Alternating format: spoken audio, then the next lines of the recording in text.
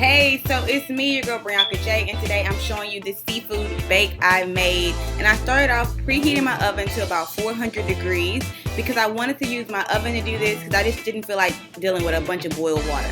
But the first thing I did was pre-boil my potatoes so it could be nice and tender.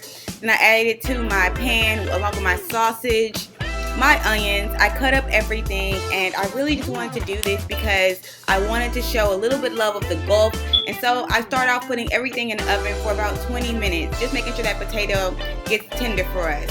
While I'm doing that, I open up this ear of corn. I'm gonna break that in half. I'm gonna add that to my pan as well. So it's gonna be a nice medley of vegetables along with sausage, along with seafood, so it's really good. After I get everything in there, I wanna add in my seafood along with my shrimp, and then my crab legs because I want them to go in last and take the least amount of time to cook. I do like to season them. You do have a choice between Old Bay seasoning and Cajun Zatarain's crab oil, whichever one you like best, or whatever seasoning you like. I put a little lemon in there too, so you know I like to get a little medley of flavors myself. I put the seafood in the oven for about 10 to 15 minutes.